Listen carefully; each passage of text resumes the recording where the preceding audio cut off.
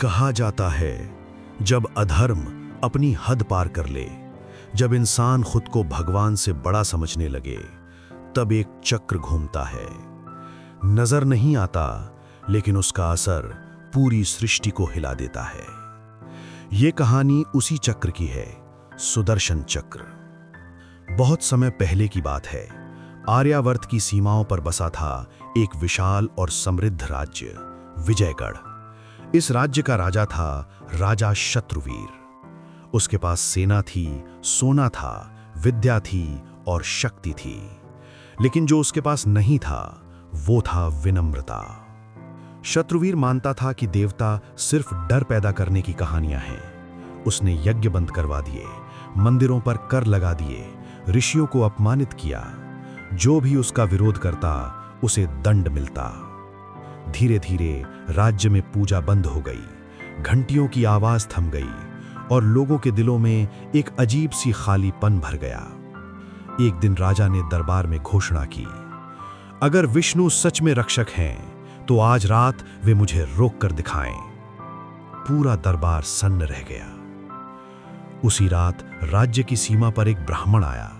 साधारण वेश, माथे पर चंदन और आंखों में अथाह शांति।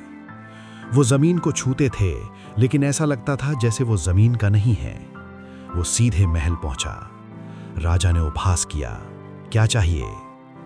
ब्राह्मण ने धीरे से कहा, अहंकार त्याग दो।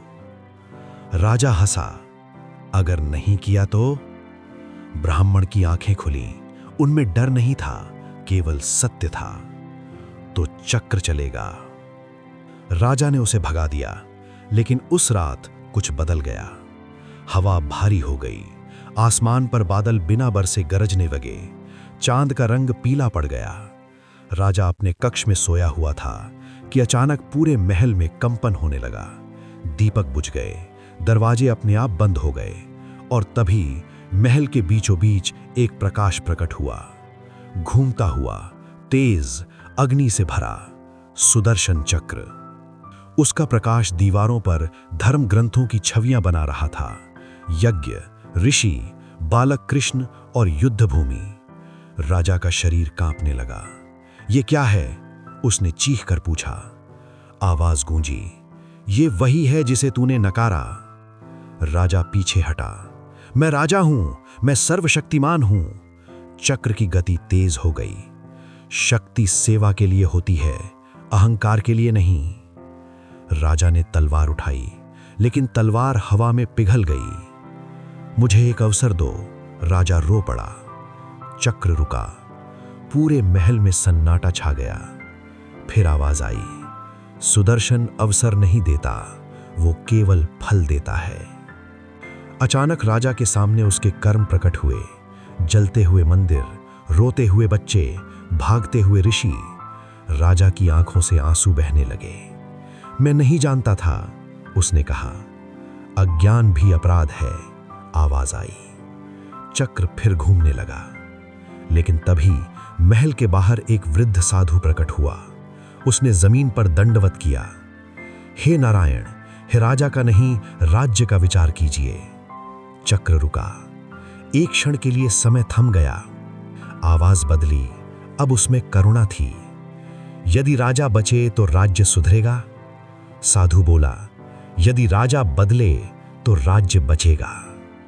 लंबा मौन। फिर चक्र धीरे धीरे आकाश की ओर उठने लगा।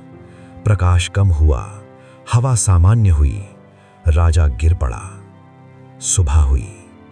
महल खड़ा था, राजा जीवित था, लेकिन वो बदल चुका था। उसने मंदिर फिर से खुलवाए, ऋषियों को बुलाया और जनता से क्षमा मांगी। राज्य में फिर से घंटियां बजीं। लेकिन रात को राजा अक्सर जाग जाता। उसे लगता जैसे कहीं दूर कोई चक्र घूम रहा है, उसे याद दिलाने के लिए कि सुदर्शन चक्र माफ नहीं करता, वो केवल प्रतीक्षा करता है।